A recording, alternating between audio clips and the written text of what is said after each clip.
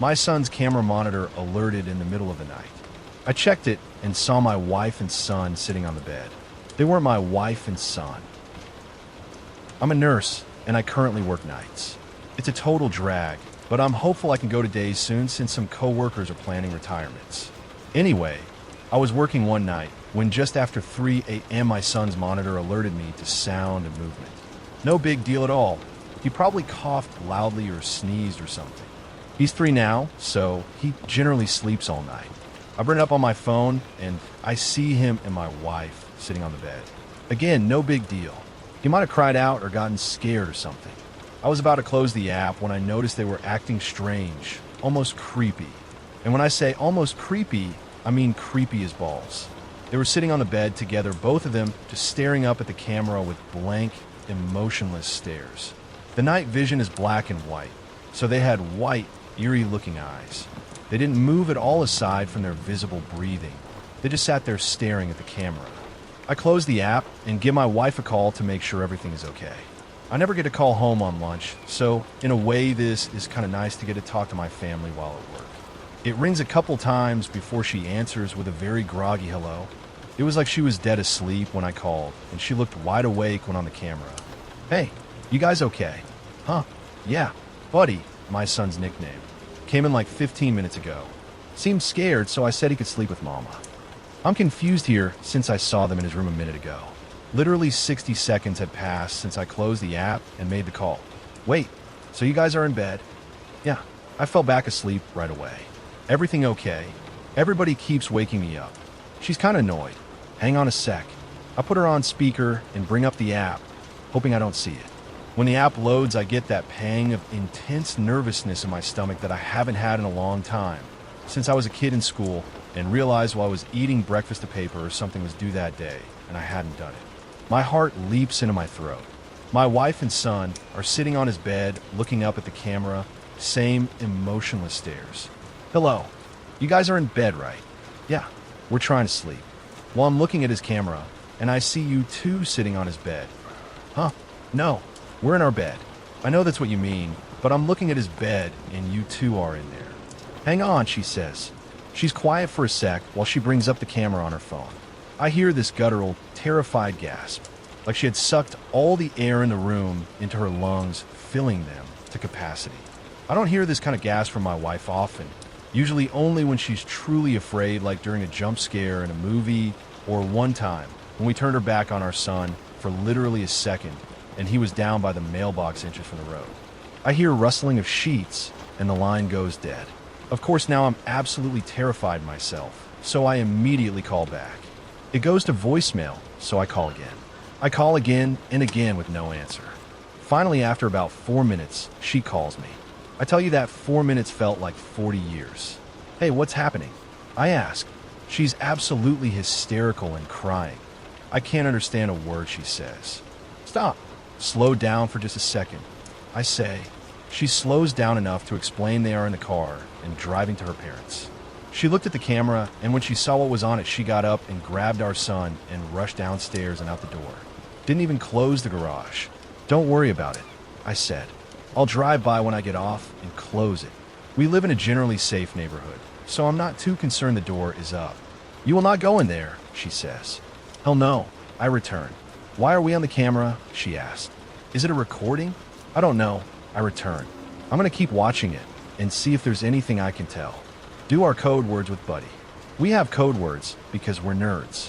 We've seen too many pod people and imposter movies, so we decided a long time ago to make code words with each other to be able to tell if one of us was an imposter.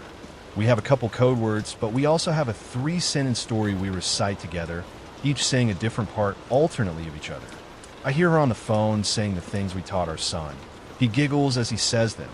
He does every time we practice, since he thinks they're a joke and doesn't have any idea of the real meaning. We're both convinced he's our son. My wife then says our part, and I'm convinced she's her. We made up these words as a complete joke to ourselves. I never once in my life ever imagined we'd actually need them. Unreal. She got to her parents safely, and it was hard to hang up. I told her we'll figure out in the morning, hopefully just a glitch. She said she didn't think it was a glitch. When she was running out, she had to run by our son's room, and the door was open. There's a little flashing light on the back of the camera that indicates it's connected to the internet. It gives off just enough light that when she ran by, she thought she saw, out of the corner of her eye, a shadowy outline of what could have been an adult sitting on our son's bed. It sends chills down my spine to think about. Knowing they were safe and out of the house is the only thing that kept me at work that night. It was a long 4 hours, but I kept checking the camera every chance I got. Sure enough, they were still sitting on the bed staring up at the camera with emotionless gazes. I studied them to see if I could see any pattern, from their breathing to their blinking.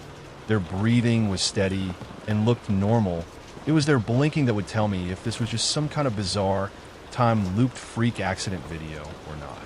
I intently stare at my phone and count the seconds between each blink, telling myself if this is a loop, then their blinks should be even and occur at the same time each time.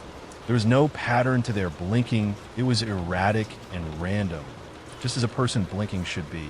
The passing hours are what finally sealed the deal that this was not a weird looped video of some kind. My son's window is visible on camera, and I can see on camera that it is getting lighter outside his room. His curtains keep out just enough light to prevent the camera from exiting night vision, but lets in just enough to be able to tell the sun is rising. I try to figure out what the hell I'm going to do before I leave work. Calling the police comes to mind, but I talk myself out of it. First of all, what am I supposed to say? Someone is in my house that looks like my wife, but isn't? Worse yet, what if they're entities of some kind and the police do go over and it kills them or something? I decide to tell a co-worker about it. He's a firm believer in the paranormal and might have a suggestion. I show him the video and tell him the story. His initial response of "that's creepy as fuck" doesn't help much, but he says he wants to go over and check it out. He says we both should see if not my wife will try and act like my wife. I tell him absolutely not, and he says we should at least go to the house, even if we don't go in. I agree on that since I wanted to close the garage. We got to my house and walked around the perimeter first. Not sure what we wanted to accomplish by that, but it felt like something we should do. The curtains were all drawn since nobody was there to open them in the morning, so we couldn't see anything. I went to close the garage and suddenly had this overwhelming urge to go inside and investigate. It was like I just had to know what was going on. So we went. We walked through the kitchen towards the foyer where the stairs are. It's so quiet in our house right now you could hear a feather drop. Forget the pin. We stop at the bottom of the stairs and wait a few seconds. I look at the camera again and they're still sitting there. I've never been so scared in my life. My coworker puts his foot on the first step and I suddenly say stop loudly. Forget this, we're out of here, I tell him. Come on. I start making my way back to the kitchen. We hear a loud creak in the floor from upstairs. It's my son's room. He has a very loud, creaky board right in the middle of his floor that's almost impossible not to step on. My wife and are still deciding if we ever want to fix it, because it will alert us if he's ever up to no good when he gets older, trying to sneak out or something. Come on, come on, come on. I yell as I motion for him to move his ass. We're out of the house in about 2 seconds. Out on the street, I check my phone. Now, only not my son was sitting on the bed, same blank stare.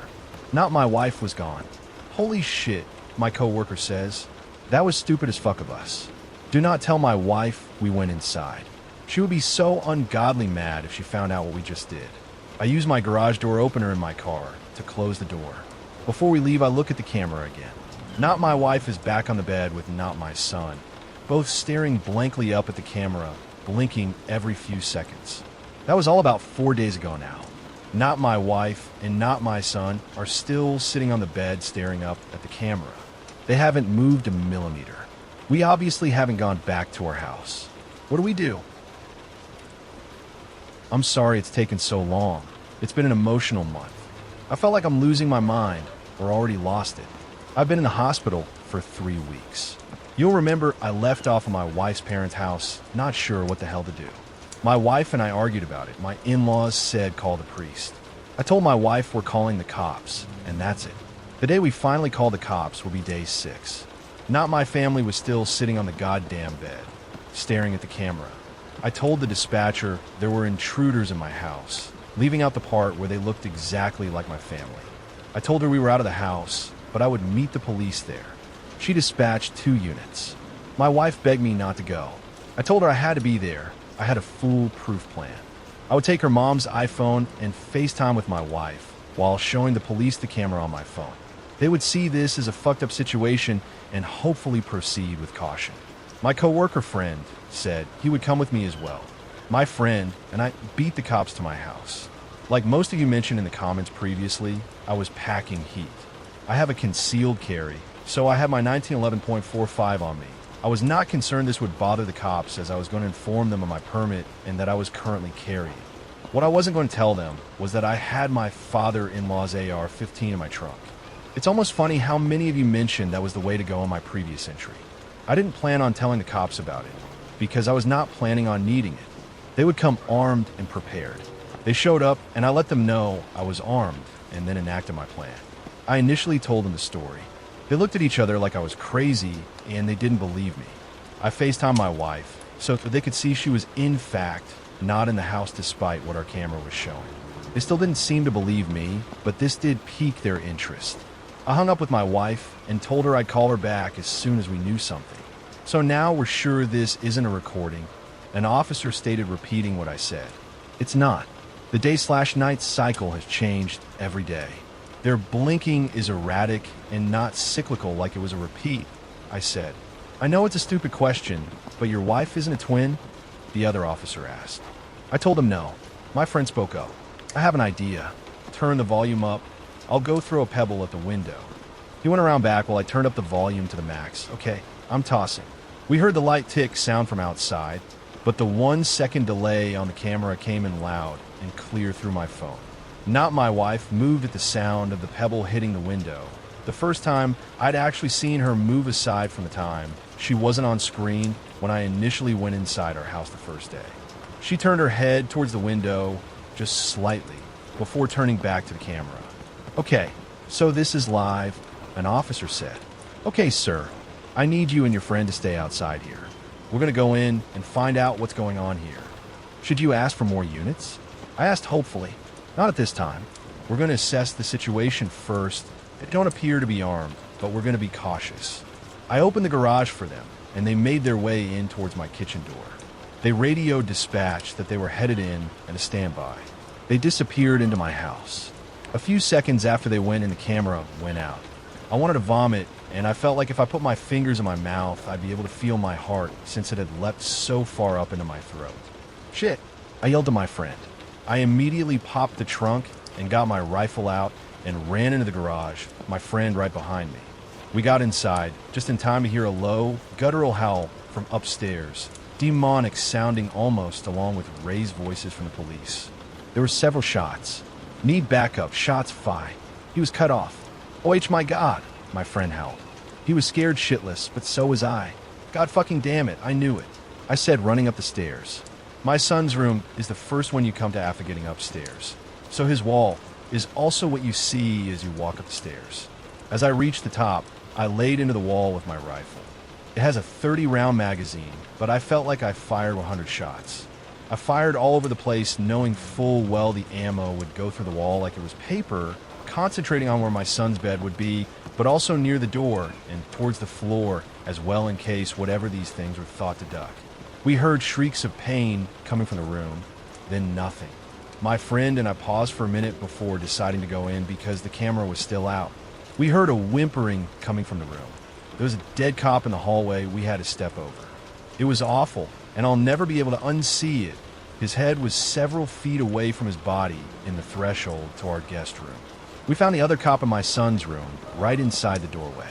He had several large holes in his torso, as if he'd been impaled. Exactly what I was afraid would happen had happened. I called the cops, and whatever these things were killed them. When we entered the room, we found the source of the whimpering was not my wife. She was laying on her back on the floor, holding her torso that was bullet-ridden and breathing heavy. The scene was awful. I can hardly put into words how awful it was. I know now, just like I did then, they weren't my family. It shouldn't have been hard. I should have been able to just go in and finish it, but instead I fell to my knees. Not my wife begged for her life. I don't want to die, honey, she whimpered. I wanted to have more kids. I can't die now. I looked over at not my son, who had to be dead. He'd taken 2 shots at least to the head, or what was left of it. He had several more in his torso and 1 or 2 on his legs and arms. If you have kids, seeing their lifeless, bullet-ridden body is a special kind of hell.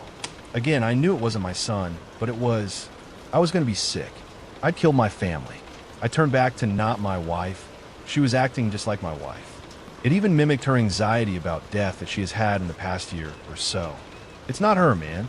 I forgot my friend was even there. It's not her, shoot it. I know what you guys are thinking. How many times has this happened in the movies, and you scream at your TV for the main character to just shoot the imposter because it's not their loved one? I guess movies get it right somehow. I'll never roll my eyes at the character who can't kill an imposter again. Please don't shoot me, it begged. My hands were shaking as I aimed at it. Why couldn't I do it? I knew this wasn't my wife. Listen, man, my friend began calmly. Look at it. Its blood is yellow. It's not your family. Was it yellow? It was. Seeing my family slain was so traumatic I hadn't even noticed their blood wasn't red. I steadied my aim, and not my wife suddenly stopped begging. She began that guttural, terrifying shriek, and something black or gray started to protrude from her mouth, like a tentacle or something, and I fired. At that range, her head more or less exploded. Whatever these things were, they appeared to be mortal. I was still on my knees, and my friend was out in the hallway, just outside the door. We heard the sounds of approaching police sirens. I'd forgotten one of the cops had gotten a shots fired call over the radio before being killed. It seemed like it had been hours, but it had only been about 5 minutes since the police had gone in. My friend went downstairs to let the police know what to expect. I stood up and slowly made my way into the hallway. I was lightheaded and felt like I was going to be sick. My bedroom is adjacent to my son's, so the doorway is about a foot to the right of my son's doorway. My door was closed, but as I exited my son's room, my door opened. Not me walked out into the hallway, wearing exactly the same thing I was at that time. I was shocked in place. I couldn't move, but it did. It walked towards me, and its right arm turned black and morphed into what appeared to be a tentacle. It was wiggling around like a squid or octopus appendage. When he thrust his arm at me, it solidified and impaled me through my abdomen. It then stabbed me in the left leg, just above the kneecap. I fell to the ground in pain. Its tentacle arm was wiggling again. "Why did you kill my family?" it asked. When spoke, its voice changed pitch several times. It was my voice, then much deeper than normal again. It alternated several times, saying that one sentence. It moved in closer. The rifle was gone, but I still had my .45. I pulled it out and got a shot off in its right knee. It howled. As Not Me felled his knee, I fired a couple more shots, getting 2 into its abdomen and left side of its ribs. It breathed heavily for a few seconds before I used the last of my strength to aim proper and shot Not Me in the face. Its blood was also yellow. I lay there bleeding out, thinking this was it for sure. I still had some strength from adrenaline kicking in, so I took my belt off and tried to make a tourniquet for my leg. With my stomach wound, it was hard to give it a good yank to tighten it. I then took my shirt off and balled it up and packed my stomach wound and applied as much pressure as I could. Being a nurse probably saved my life. I passed out, but the measures I took must have kept me alive long enough for EMS to arrive. I heard raised voices and the sound of pounding coming up the stairs before I went out. It was probably a cop, but I felt pressure from somebody trying to keep my wound packed before I went out. I was in and out of consciousness as EMS arrived along with probably every cop in the city. I was wheeled downstairs and put in an ambulance, but while I was being loaded onto the gurney upstairs, I heard cops freaking out, and rightfully so. They'd lost 2 brothers, and there were 3 other bodies. Did he kill his brother? Are they twins? Probably referring to Not Me's dead body. Or his whole family? Put him on armed guard while at the hospital. He'll probably be getting charged. As I was getting placed into the ambulance, I saw my friend talking to a group of about 10 cops, all listening very intently to what he was saying. I went out again in the ambulance. I woke up in the ER. My wounds had been treated. The tentacle hadn't been more than a few inches wide, so it was just slightly larger than a large knife. They'd sewn me up, and I found that I was currently receiving a blood transfusion due to blood loss at my home. My wife had authorized them to do whatever they had needed while I was unconscious. She was also extremely pissed that I went in the house. We're okay now, but that's a story for another day. I was in the hospital for 3 weeks since I ended up getting an infection and almost went septic. I needed quite a few antibiotics. For the entire 3 weeks, I had cops in my room with questions. After about a week, they released me and no longer had me under armed guard. I told them absolutely everything, not caring if it made sense or not. And thank God my friend had come with me, since he was able to corroborate this weird story.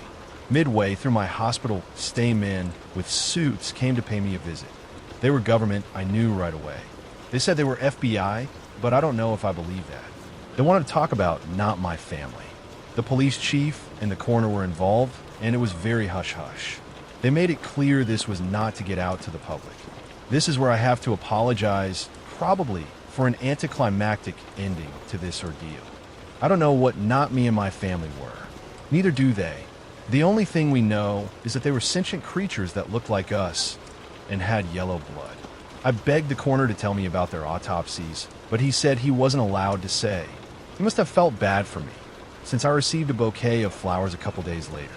The card inside the envelope read, "We don't know what they are.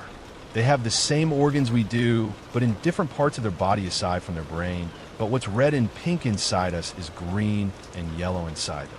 They're humanoid creatures, but whatever they aren't human. The government thinks they may be extraterrestrial. Destroy this letter ASAP." We had our house professionally cleaned. It was almost surely a government team, since they contacted us on behalf of the police. We cannot find any Google reviews or website for the company online. My wife and I are not going to go back to our house. We would love to burn it down, but there's no way to do that and avoid suspicion of arson at this point. We'll end up taking a huge loss on the property, since everyone in our neighborhood knows there was an incident involving multiple deaths in the house, but don't know what actually happened. It'll be hard to sell, but eventually it will. We're going to move on from here. I told everyone at work it was a home invasion and they bought it. I'll go back to work in a couple weeks and we'll start looking for a new house. Again, I'm sorry. I know everyone wanted a concrete ending and to know exactly what the fuck those things were. But we just don't know. Alien sounds good to me. I've been thinking if they were supernatural or actual demons, gunfire wouldn't have been able to kill them. It's just hard to say. If they were aliens, why did they just sit there and creep in our house for a week? They didn't even try to take over our lives. It's hard to wrap my head around. If it is aliens, keep your eyes peeled out there. There could be more of them.